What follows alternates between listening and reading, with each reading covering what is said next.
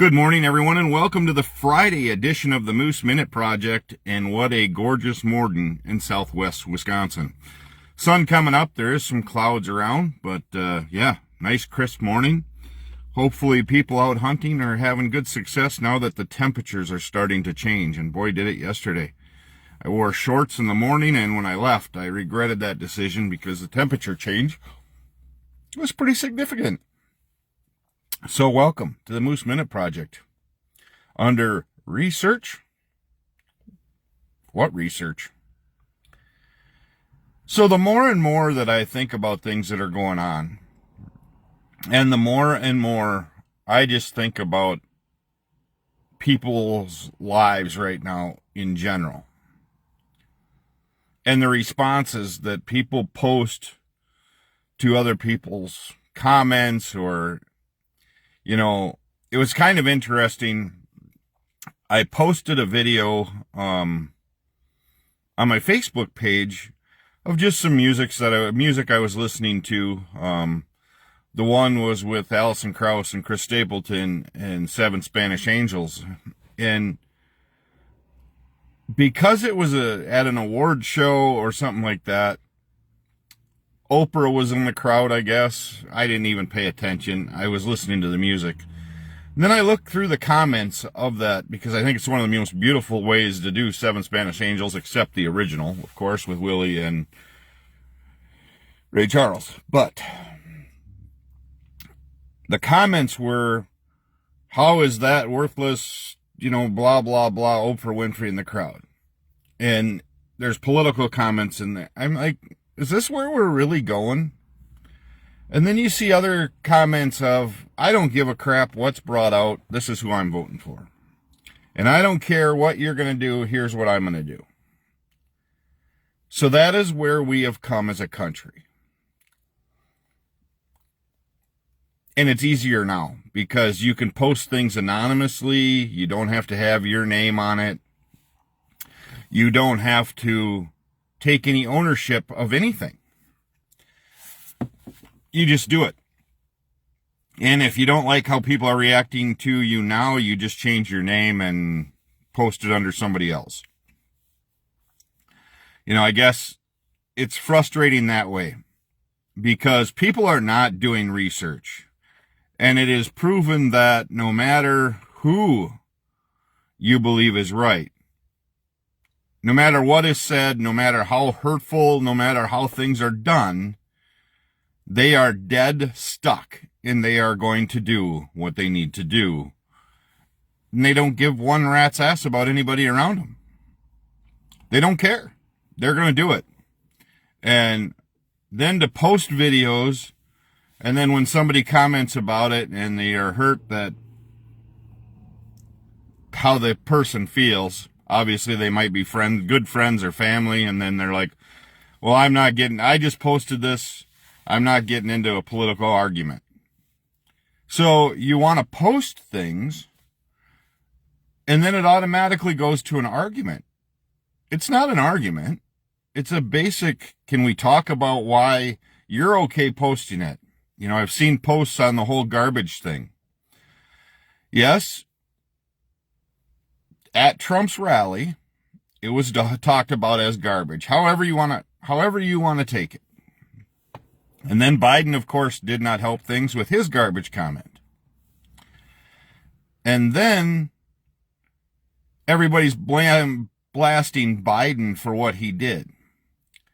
Take a look back to, I think it was in September, Trump had a speech where he called all of Kamala's supporters scum and garbage. I don't care who you vote for. I really don't. It's up to you. Everybody, that's it's nice about this country. You can vote whoever you want to. But if you're all of a sudden going to pull one clip from just recently and say, how dare he say that, but yet your person that you're following did it in September, and you're not saying, well, jeepers cripes, why did he say it? Instead, you're cheering about it. That's the problem I have. It's a double standard. It is absolutely ridiculous. You can't be pissed off if he calls you garbage, but you're okay with your guy calling other people garbage. It doesn't work. So the whole lies and everything else that happens cannot happen. It just can't. You cannot have it one way or the other. As my mom used to say, you can't have your cake and eat it too. You know, you can't do it. So you have to get to a point, and I know people have said, Chris, you can't, you talk about blah, blah, blah. It's my page. It's my YouTube. Okay? If you don't like it, don't listen to it. Just scroll by. It doesn't matter. But we're trying to show young people we want our kids and the kids that are younger generations coming up to be tolerant, to be understanding. They don't have to be, because they all have phones in their hands now, so they don't even hardly talk to anybody anymore. They don't have to go out and about to be aware of what's going on. They don't have to talk to the older generations. They're watching it on their phones, and they're getting loaded with misinformation. You know, last night I saw a family out, and I know the family very well. And it was very impressive to see them all around and just being together at a table, eating, talking, whatever it may be. I didn't hang around long. I stopped. I didn't have to bowl last night, but I'd stop down to say hi to the teammates and all that stuff. And it was just nice to see, because you don't see that much anymore. You don't see where the whole family is out and about, having dinner, talking, doing those kind of things. And those are the times that you truly take time to enjoy, because they don't happen much anymore. Our get-togethers are Christmas and Thanksgiving. That's our big family ones. That's when we'll have, 40 people at our house probably on Thanksgiving. And we don't discuss. By then, we're talking deer season and who shot what and who's seen what and the temperature and all that. And it's a good thing. But our generation, our younger generations underneath us here, need to be helped, talked to, because when I was young, every Sunday was a get-together. When I'm talking between when I was a newborn and 6 probably, or 5, it was every Sunday the family got together, sat around, played cards, did that kind of stuff, either at our house or at my grandma and grandpa Gerber's house. And then when we moved to Minnesota, of course, it was tougher, because it was basically mom and I, my sister, my brother had moved out, and so did my other one. So it was just Sherry and I and mom, and Sherry was raising Danielle at the time too. And so we don't have those family times to talk about the real issues. And if you are so embedded, just politically embedded, that you're not looking at all aspects of treatment of women, treatment of nationalities, whatever it may be, if you're not having heart-to-heart conversations, if it's just this is what I am and this is who I am, you are raising a bunch of closed-minded people. And I want my children to be wide open and looking at all aspects. And I think they all do. And yes, some of us don't agree, but it's okay. But when you automatically shut somebody down and you automatically degrade them, or you guess their intelligent level based on what they are saying, that is the problem. I made the reference yesterday with the video clip to a gentleman based on what Trump had said earlier about his followers being garbage and scum. And it was a very just, hey, if you're going to post this video and say this is awful, why are you not posting this saying this is awful too? And it turned into, well, I guess then it's just what it is. That's not what I'm saying. I can disagree with you respectfully.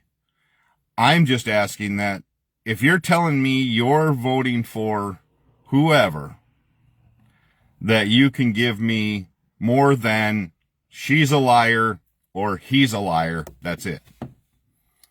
I think we're in for a world of hurt either way, because I feel if Kamala wins, we're going to hear more rhetoric of what we heard in 2020. If Trump wins, I believe we are going to see financial hardships, and we are going to see many things that way. If I look at the two candidates, she at least seems compassionate to the middle class, because, needless to say, Tim Walz, and I didn't live in Minnesota under his governorship. I haven't done it. I had Jesse Ventura when Jesse the Body was a governor at one point. So, all I'm asking is to take some time and don't just hit share on something because it triggers you at the moment. Don't hit share or, blast it out there, or not give credit to anybody else because it triggers you now. A lot of things trigger me. And this discussion I'm having right now has been a week-long triggering, but yesterday was with the video kind of just was, and I respect the gentleman that posted it. I respect him. I know him. He's a customer of mine, or was a customer when I was in that side of the world. I respect him and his family. All I'm saying is that you need to have that mutual agreement that if you're going to post something and somebody posts something back, it's not as a dig. It's just saying, hey, if you are posting this, be prepared for somebody to post what he said a while ago. And that's where it's at. And that's the time frame that you need to look at is, hey, yep, you're right. That wasn't right either. And then to justify what people are saying about other nationalities and anything else, there's no justification for it. And yes, I'm not affected by illegal immigrants around me. I don't even know if they are or not. So that's what I'm trying to figure out is, how do you know? Do you walk up to them, say, hey, where's your driver's license? Where's this? Where's that? Or are you going based on skin tone? And if you're doing it off of skin tone, there's a whole nother issue. Because I am more afraid of the drug dealing, meth, fentanyl kind of things than the other side. And yes, there's an influx of multicolored skins around us.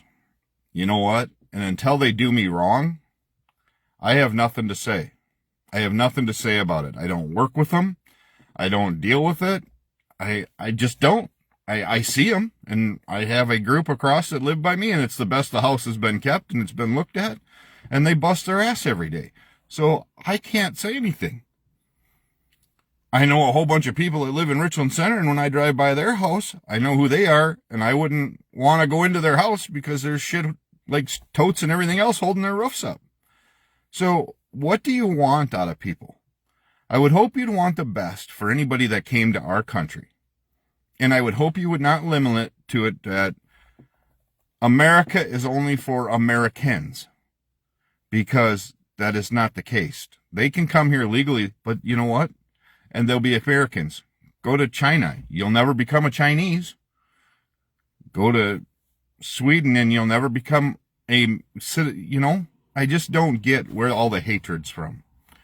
And it's got to stop. It really does. So I truly appreciate all of you that tune into this. And like I said, if I don't get anybody that views this, at least it clears my mind, and I hopefully helps in a viewpoint somewhere. But this younger generation, and I'm talking in the 18 to 30 age group, they are going to be your influencers down the road here of how to take care of people, how to be part of people's lives and what they need to do as a human being.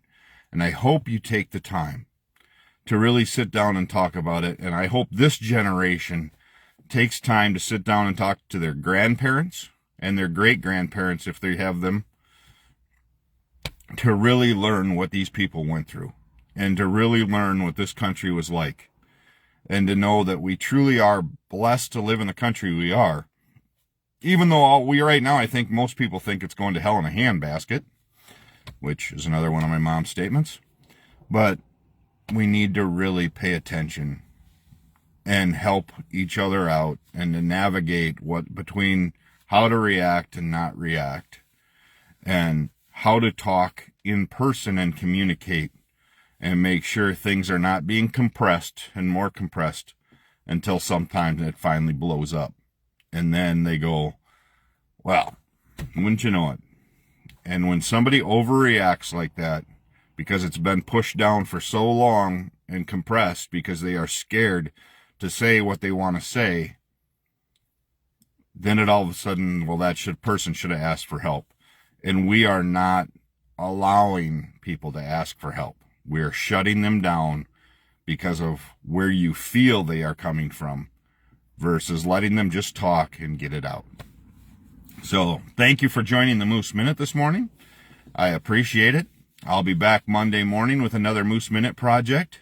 And again, thank you for viewing this. And Tuesday will be the start to hopefully finish of this election cycle that we've talked about since 2020. Or actually 2016, if you want to look at it that way. But we've been talking about all this for that long. So hopefully, no matter the outcome on Tuesday, both sides agree that that was the outcome and that we move on. That's how I hope it goes. My thoughts on how that will actually go, we'll go on from there. But I know after election Tuesday, I know on Wednesday, I'll be here doing a Moose Minute project, and I'll be at work and doing that.